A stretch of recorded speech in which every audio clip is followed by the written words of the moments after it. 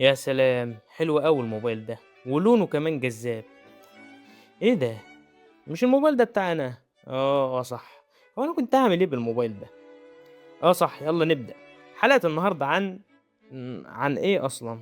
استنى يا أخي، أنا كنت جايب حاجة للحلقة، هي فين؟ إيه الكتاب الأبيض ده؟ إيه ده؟ يا نهار! أنا كنت بادوّر على الكتاب ده من شهور كتير، كنت ناوي أقراه. بصراحة كده يا صديقي بقى لي فترة ما قريتش أي حاجة مفيدة. استنى لحظة أعمل شاي الأول وبعدين أدخل أنا وأنت مود المثقفين. بس الكتاب ده قديم جدا، يا ترى كان بكام ساعتها؟ 15 جنيه مثلا؟ أكيد دلوقتي تمنه بقى محتاج قرض علشان أجيبه. استنى بس أما أشوف سعره. إيه ده؟ إيه الرسالة دي؟ يسعدنا دعوتك لحضور حفل زفاف. إيه ده؟ الفرح النهاردة؟ البدلة فين؟ البدلة فين؟ لقيتها. المكوة بقى فين؟ استنى لحظة، يا ترى مين العبقري اللي حاطط خيار تحت السرير؟ أكيد أنا. يبقى المكوة بنسبة كبيرة في التلاجة، لأن أنا عارف أنا باحط حاجاتي فين. إيه ده؟ هي فين المكوة دي أساسًا؟ مين مشغّل الأغنية دي؟ الجزمة، كنت هاطلع بالشراب بس إيه المصيبة اللي أنا فيها دي؟ أهو تمام. استنى، هو إحنا كنا بنتكلم عن إيه أصلًا؟ تخيل يا صديقي إنك قاعد في سينما، الفيلم اللي قدامك مش واضح، الصوت متقطع، والصورة ما بتثبتش على حاجة، وفجأة اللي جنبك بيقول لك ركز في الفيلم، الفيلم ده حلو جدا. انت مال امك، مال امك انت. بس هنا المشكلة إن جوه دماغك في 12 قناة شغالة في نفس الوقت، وإنت مش ماسك الريموت كنترول. الناس فاكرة إن ال ADHD ده مجرد شتات انتباه، أو إنه هبل، أو قلة تربية. لكن الحقيقة يا صديقي إن القصة اللي هحكيها لك النهاردة أعمق من كده بكتير.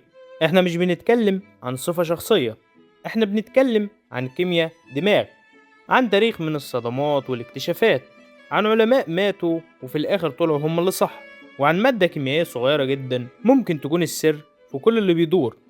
النهاردة هنغوص في قصة هرمون. معلش أنا آسف، ده مش هرمون، هو الناقل العصبي اللي اسمه الدوبامين. وهنفهم ليه دماغك يا صديقي مش مركزة، دي بس مركزة على الحاجات الغلط. يلا بينا نفتح الصندوق الأسود بتاع العقل. صديقي، علشان نفهم اللغز لازم نرجع بالزمن لسنة 1798، قبل ما النت يخترعوه، وقبل ما الدكتور بتاعك يقولك ابنك عنده ADHD. ابنك عنده blood accumulation in the brain. يا نهار اسود، وهيفضل طول عمره في الكومبونيشن.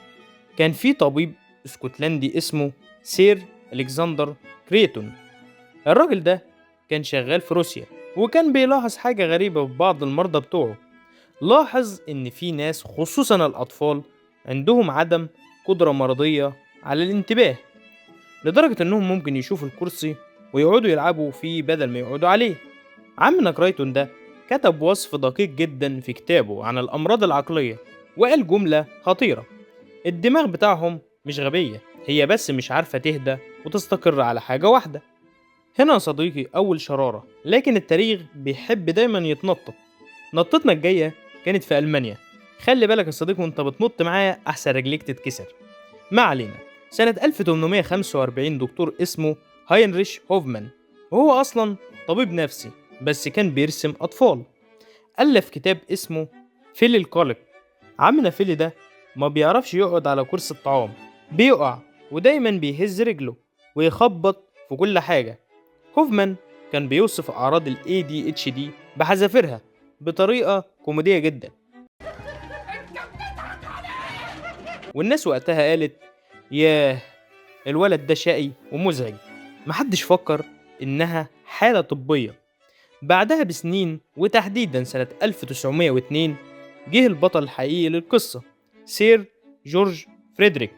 وده طبيب أطفال بريطاني، وقف في الكلية الملكية للأطباء في لندن وقال كلام قلب كل الموازين: يا جماعة، في أطفال عندهم مشكلة في التحكم الأخلاقي والإرادي، دول أطفال مخهم فيه خلل بيولوجي.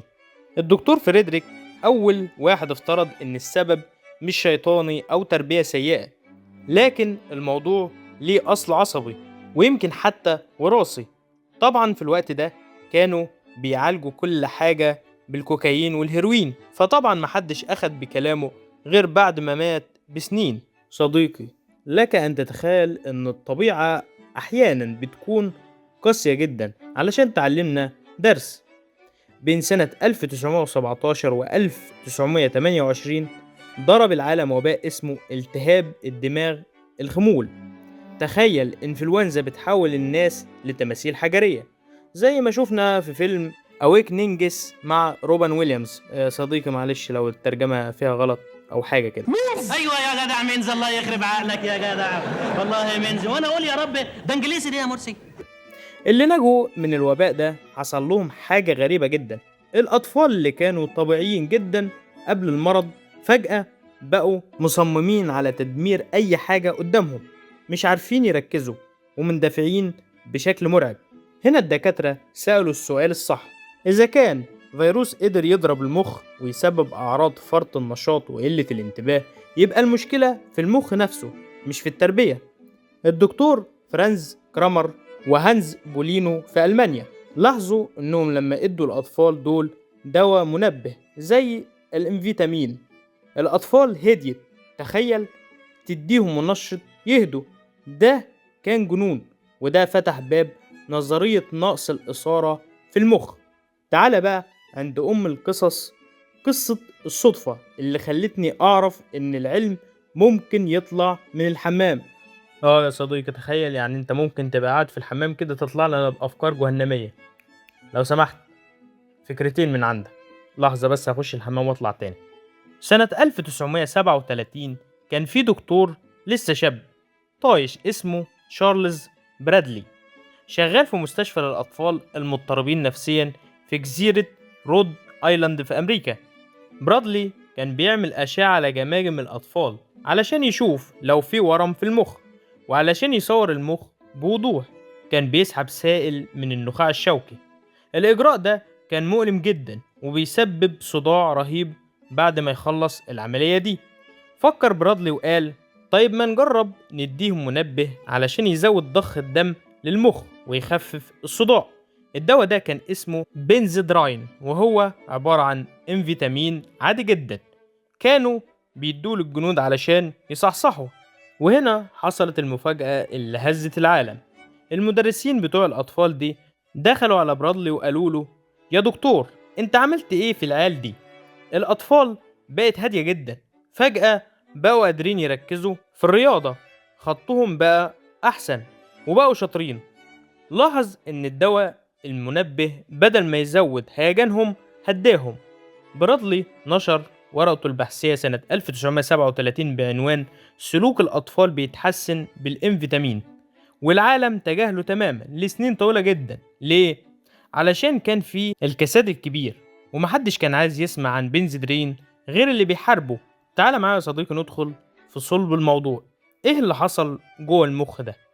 قبل سنة 1950 كانوا فاكرين الدوبامين مجرد مادة عادية زي الزفت بتاع الأسفلت، مجرد محطة بنزين وسيطة علشان نوصل للنور أدرينالين.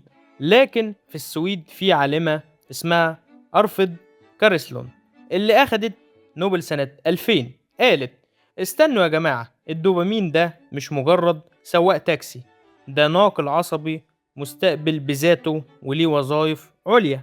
تعالوا مع بعض نشوف اللي عملته العالمة كارلسون.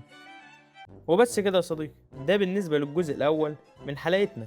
ولو حابب تكمل معانا باقي الأجزاء ياريت تعمل اشتراك وتفعل الجرس علشان يوصلك كل جديد. هو الموبايل ده بتاع مين؟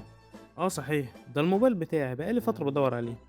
نروح بقى نشوف ازاي الزرافة بتبيض.